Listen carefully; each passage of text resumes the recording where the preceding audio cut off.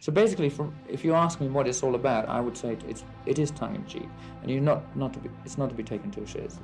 In 1991, Freddie Mercury kept a secret that shocked his fans. The Queen singer was dying but hid his condition for years.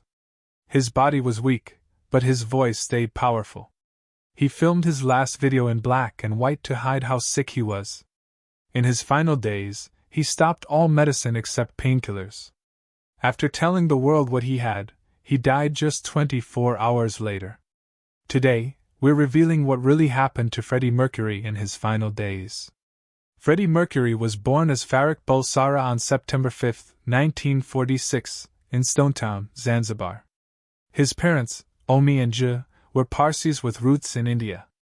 They came from the small city of Bulsar, now called Valsad, in Gujarat. His family followed the Zoroastrian religion, which came from ancient Persia. From the beginning, Freddie stood out. He was born with 4 extra teeth, and later he believed that this unusual mouth structure gave him his powerful singing voice. His range could reach from deep bass to soaring soprano. He was also born a British subject since Zanzibar was still under British rule. That small detail would later open doors that changed his life forever. When Freddie was 6, his sister Kashmir was born. Years later, in 1969, he officially became a citizen of the United Kingdom and colonies just as his fame was starting to rise. His early years in Zanzibar were peaceful and privileged. His father worked for the British Colonial Office as a cashier in the High Court. That job gave the family special status. They lived comfortably while most others didn't. Freddie first went to school at a missionary-run place where Anglican nuns taught him. It gave him a taste of British education. But all that changed in 1964. A violent revolution broke out in Zanzibar. Thousands of Arabs and South Asians were killed. The Bulsaras had to flee. They left everything behind and escaped to England. Freddie was 17. It was a sudden shift from island paradise to cold grey Feltham. Life was never the same again. But the real beginning had already started years earlier. When Freddie was 8, his parents sent him to St. Peter's School in Panchagni, India. It was a British-style boarding school tucked in the hills outside Mumbai. The place was strict. Students wore uniforms, followed rules, and spoke proper English. But something unexpected happened there. The headmaster saw talent in Freddie and asked his parents to pay extra for piano lessons. That small decision sparked something big. Freddie learned quickly. He wasn't just good, he was gifted. He played sports, acted in plays, painted, and played piano with ease. He was quiet but never invisible. Other kids called him Bucky because of his teeth. He took it in stride. At 12, he won a school award for being the best all-rounder. That was Freddie in a nutshell, good at everything, especially when it came to performing. In 1963, he went back to Zanzibar full of ideas and a new sense of identity. But even before that, he had already felt the thrill of the stage. While at St. Peter's, Freddie joined a band called the Hectics. He was only 12.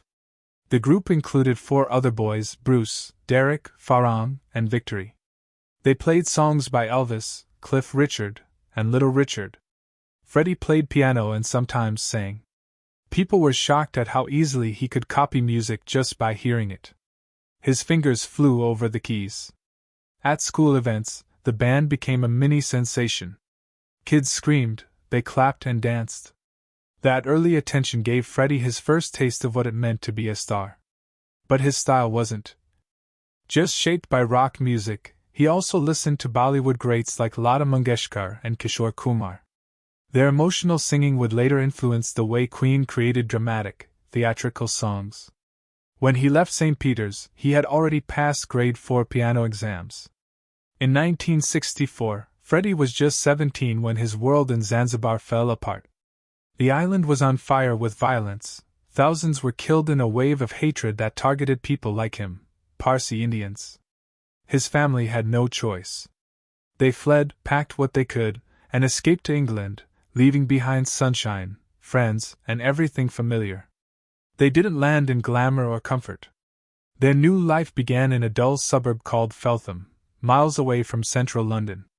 The houses were gray, the skies even grayer, everything felt cold. For a boy who once swam in turquoise waters, this place felt like exile. But in that silence, something started to grow. Freddie didn't just survive the shock, he began to change. After finishing school, he joined Isleworth Polytechnic and then moved on to Ealing Art College. That's where the magic began. Ealing wasn't just a school, it was a playground for rebels, artists, and misfits. Freddie found his tribe there, people who didn't want to follow the rules. He studied graphic design but spent just as much time dreaming of music. He met Tim Staffel. They clicked. They were both into music, both thinking bigger than just classes. Freddie even helped make an underground magazine that mocked the design world he was supposed to join. He wanted more. Outside of school, Freddie was falling hard for Hendrix. The moment he heard him, something lit up. He didn't just listen, he sketched him, followed his performances, studied his moves. He wanted that kind of power on stage. He didn't want to sing, he wanted to command. That obsession pushed him into a band called Ibex. They weren't famous. They played in pubs and shared flats, but Freddie was happy. He could try things, fail, and try again. He was becoming something different. His ears were wide open, he soaked in everything from Aretha Franklin's voice to Lennon's lyrics. He loved the Beatles' harmonies, but he also loved the wildness of Elvis. His mind was a blender, mixing soul, rock, and glam. At the same time, he was selling clothes at Kensington Market with Roger Taylor.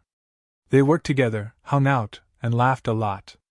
That job wasn't just a paycheck, it gave him style. He learned what looked good, what turned heads, and slowly, he began to stand out. Not as Farrick, but as Freddie. Freddie Bulsara was just 22 when everything started to change. He had just finished art school in London and wasn't sure where his future was going. Then in August 1969, he met a band from Liverpool called Ibex. They weren't famous, they had only played a few gigs, but Freddie saw something in them, and they saw something in him. In just 10 days, he learned all their songs, added some of his own, and traveled with them to Bolton. That's where he performed on stage for the first time, at the Octagon Theatre. The crowd didn't know it yet, but they were watching a star being born. Freddie didn't just sing, he moved, he dazzled, he owned the stage. The band had never seen anything like it. One member said, "We used to just play and not worry about putting on a show." But Freddie changed all that. Even though he only had one pair of trousers and one shirt, he walked like a rock star. By October, Freddie had convinced the band to change their name. Ibex became Wreckage. The sound changed too. Freddie started writing more songs. He worked with guitarist Mike Burson, and together they made songs like Vagabond Outcast and FWA. They even recorded one of them, Green, in Freddie's flat in London. That recording would survive, and years later it would be released. But Wreckage didn't last. The band broke up, and Freddie moved on to a short-lived project called Sour Milk Sea. That didn't last either. Still, Freddie wasn't shaken. He was already thinking bigger. He once told his old bandmates, "We're not going to make it playing all this three-chord blues crap. We have to write our own songs." And then came the twist no one expected. On March 29, 1970, Tim Staffel quit his band. That band was Smile, and it had two other members, Brian May and Roger Taylor. Tim had been friends with Freddie since art college. They met back in 1965. So when Tim left, Freddie didn't waste time. He stepped in. It felt like destiny. Smile already had talent, but Freddie brought something different, something magnetic. He had the voice, the vision, and the confidence. Even before he joined, he used to go to their gigs and tell them how they could do better. Brian and Roger weren't sure at first. Roger later said, "He was just my crazy mate, not a singer, just someone who was always up for fun." But that changed quickly. Freddie had been waiting for this, and once he got in, there was no going back. He pushed the band to be more dramatic. He told them to go bold, with stage presence, costumes, everything. He wanted them to be larger than life. Then he suggested a new name, Queen. It sounded grand. It sounded royal. Brian and Roger hesitated. They thought it might be too much. But Freddie stood firm. He said it was perfect, universal, strong, and yes, even a little provocative. Around the same time, he also changed his name to Mercury. This wasn't just a new band, it was a full-blown reinvention. But they weren't complete yet. They needed a bassist, and that part was tricky. They tried a few, but no one really clicked. Then one day in 1971, they met John Deacon. He was quiet, only 19 years old, a student, not flashy like the rest, but he showed up at rehearsal with his bass and a custom-built amp. That amp would later help shape Queen's signature sound. He played smoothly, stayed humble, and didn't fight for attention. The band liked that. They brought him in. Queen was finally whole. Freddie's influence went even further. He didn't just change the name, he designed the logo too. He used what he learned in art school to draw a crest. It had lions, a crab, fairies, all based on the band's zodiac signs. The lions were for Roger and John, the crab for Brian, the fairies for Freddie himself. He wrapped it all around a giant letter Q, with a crown in the middle and a phoenix above. It looked like something royal, like it belonged to a band meant to rule the stage. But their first album didn't come easy. They recorded it at Trident Studios, where big names like the Beatles had worked. Still, Queen wasn't big yet, so they had to use the studio only during off hours, late at night when everyone else was done. They'd hang around waiting, then go in and record until morning. It was exhausting. They kept at it for months. When the album was done, there was more bad news. It got delayed. They waited and waited. It finally came out in July 1973. The reviews were mixed. Some people got it, most didn't. But the band didn't care. They knew they were building something that would last. In 1974, Queen was still trying to figure out who they really were. Their earlier albums had talent, sure, but they felt scattered, too long, too complex, too much trying to be something else. But everything changed with sheer heart attack. This was the moment Freddie Mercury stopped experimenting and started owning his sound. He tightened the songs, brought in drama, glamour, and made them feel big, even when they were just 3 minutes long.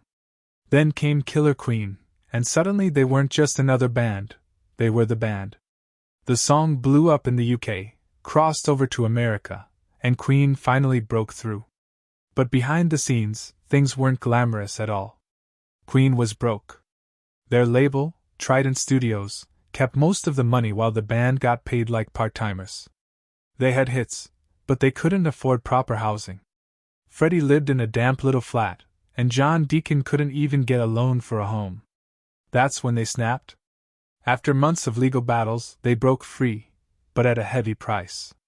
They had to pay out hundreds of thousands and give up royalties from future albums. The timing was risky because just as they got free, they decided to make their most expensive album ever. A Night at the Opera wasn't just another record, it was a last-ditch swing.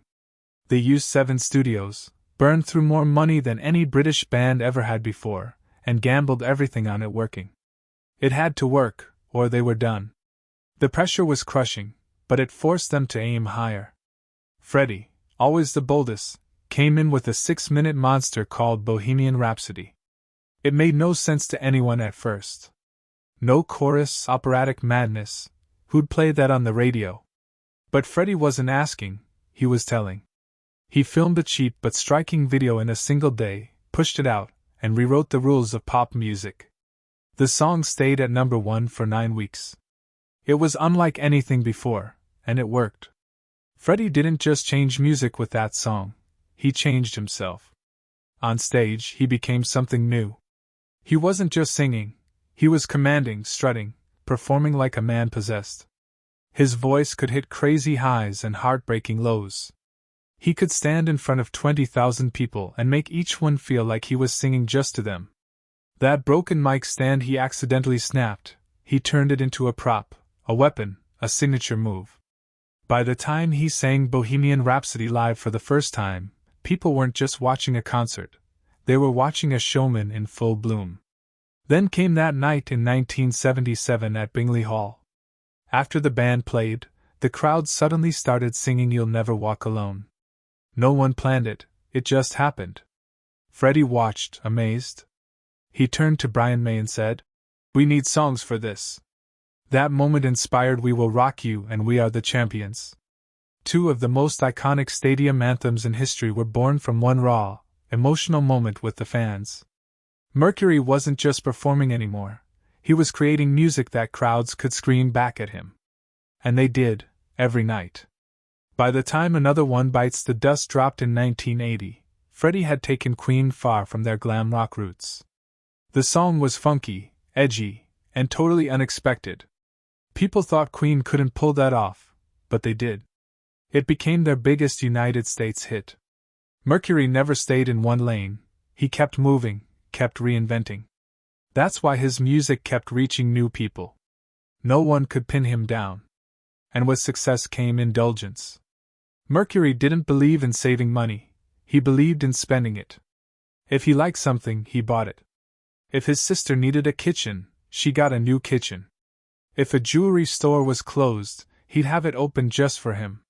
His birthday party in Ibiza was pure madness, 700 guests, a giant cake modeled after God's cathedral, and hundreds of broken glasses by the end. Freddie didn't just live large, he lived louder than anyone else. But not everything he did turned to gold. In 1984, Queen decided to play in Sun City, South Africa, right in the middle of the apartheid regime. It was legal, but it was controversial. There was a cultural boycott. Most artists refused to go. Queen went anyway. They said it wasn't political, but others saw it differently. The backlash was brutal. They got fined, blacklisted, and called out in protest songs. Years later, even the band admitted they might have made a mistake. They didn't do it for money, they claimed, but the damage was done. Freddie Mercury was always chasing something new. In 1980, that chase led Queen into unfamiliar territory, a film soundtrack for Flash Gordon. It wasn't a full-blown rock album, and only a couple of songs had lyrics. Brian May did most of the heavy lifting, diving into synthesizers, which were still new for the band. Fans didn't quite know what to make of it. Some thought the music was more exciting than the movie, others didn't get it at all. But that strange project hinted at something bigger. Queen was about to shift directions, and not everyone would follow. Just 2 years later, they went even further off course with Hot Space. This was disco, funk, synths everywhere. It wasn't the Queen people remembered. John Deacon and Freddie were into it. Brian and Roger weren't. The tension was obvious, and so was the damage. Long nights in Munich turned into long fights. Everyone drank too much. Brian said they were emotionally wrecked. Roger blamed Freddie's manager, Paul Prenter, for pushing the band into gay club music. It wasn't just a bad album, to some, it felt like betrayal. But even as fans turned away, others were listening. Michael Jackson took notes. Musicians paid attention. Maybe Hot Space flopped, but its fingerprints were everywhere in the years that followed. In the middle of this chaos, something magical happened. Queen met David Bowie in a studio in Switzerland. What started as a jam turned into Under Pressure. That bass line? Pure Deacon. The energy? Total Clash. Freddie and Bowie fought constantly, but that spark made the song unforgettable. It went straight to #1, and it proved something. They could still surprise people, even if they were falling apart behind the scenes. By 1983, they needed a break. They weren't just tired, they were burned out. They'd spent years recording, touring, and arguing. Now they stopped. For the first time since they began, Queen hit pause. The break let them breathe, but it didn't fix everything. The band was split in two. Freddie and Deacon wanted more dance. Brian and Roger clung to rock. Freddie's loyalty to Prenter only made things worse. Still, that silence gave them time to remember who they were, and what they could still become. Then came the Works in 1984. It was the reset they needed. Freddie brought his flair. Deacon added rhythm. But Brian and Roger finally got their guitars back. The sound was balanced, rock and pop together. Radio GAGA exploded. I Want to Break Free became an anthem. The band was back. They stayed on the charts for nearly 2 years, and this time the whole world noticed, except America. The video for I Want to Break Free showed the band in drag. The UK got the joke. MTV didn't. The video was banned. Fans turned away.